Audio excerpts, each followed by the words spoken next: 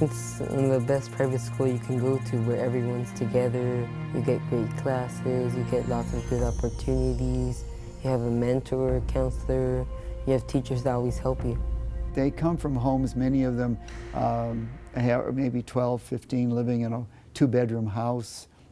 The area is, it's in many cases, it's impoverished, and the people really are eager to have their children be a success. And of course, the goal is to extinguish poverty. We need to use education. Many of these families do not have, the parents do not have maybe further than a high school, grade school education, but possibly high school. So we want to show them that if these students get a chance at an education, that they'll be successful, and there's a chance that they will not continue with the poverty that they've seen and lived with. Time-wise, these students still have to have a place to study at home. Many times it's in a closet, anything that they can to sacrifice and to be ahead. You just have to go to their house and see what it looks like. It's something else, the environment they come out of. There's lots of extra people in their house because, I suppose, to share the rent. But if they come to this school, it just takes them out of that whole thing, puts them in a safe environment, keeps them away from all the gangs and drugs and stuff for 10 hours a day, and gives them a chance out. You just look in the back alley here at all the graffiti and the gang signs. That was all painted over Christmas vacation. The next day it was re-tagged again. This is the center of the worst part of town. It's right in the pit of it all.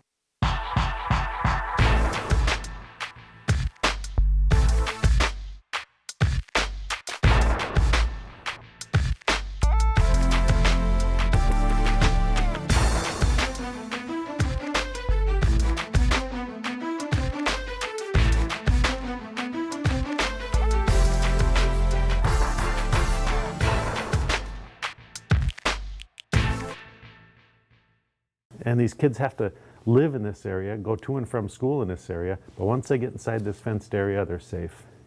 And I think it gives them a sense of relief, and they can absorb what's going on here because they don't have to worry about anything else.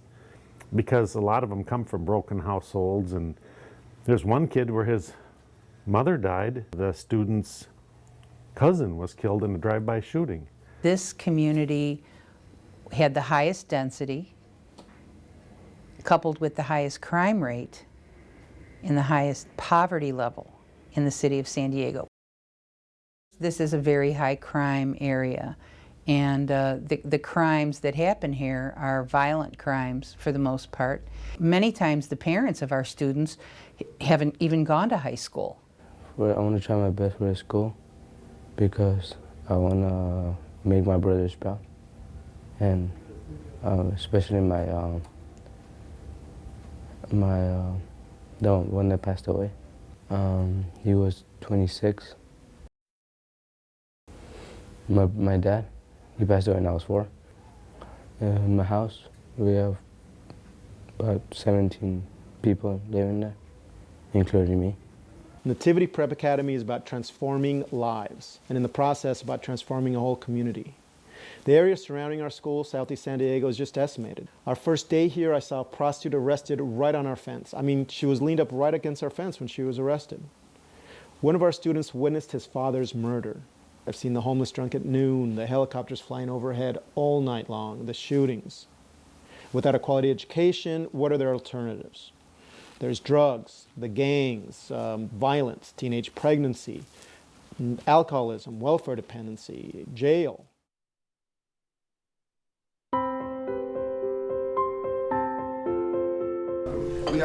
They need us financially sometimes in high school. We help with the tuition, we help with the prom dress, if they have eye doctor problems, if they have all that kind of stuff, we still stay with them and try to provide as much as we can. So if something bad happens to someone, people know that they can rush up to them during recess or in the morning to try to comfort each other because everyone here is like a family. I've volunteered here for, I think, 6.5 years.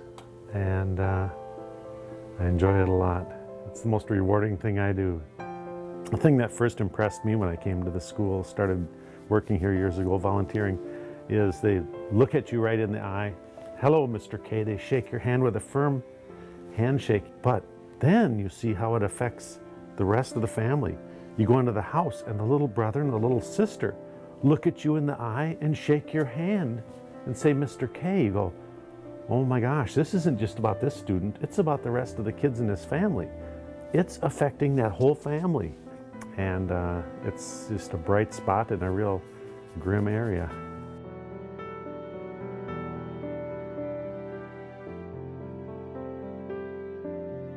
I'll say that I've been in education 30 years, and I've never been in a situation like this that's so loving and so genuine, and the intent is so pure to just help these kids find their light and move on and move up.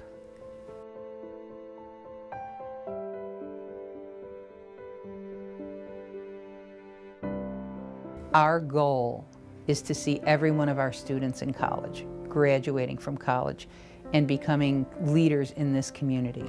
They do the most amazing job of motivating these kids and having them believe in themselves and wanting to get to a place that they probably never realized they could get before they got here.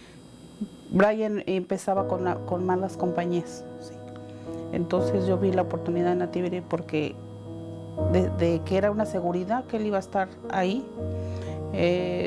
Gracias a Dios sí logré lo que yo quería.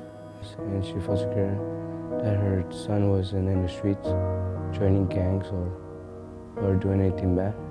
Entonces, antes sí sentía un poco de temor en saber que algo llegara a pasar, pero ahora ya no, porque sé que ellos, con la ayuda de ustedes, pueden salir adelante. And here's the part that's hard to see today, that this is a generational change. Imagine the thousands of children and grandchildren of our students. Those kids will have a real life, a productive and positive life, contributing back to society and not taken from society. Nativity Prep Academy stops that generational cycle of crime, drugs, and poverty that's just permeating our streets.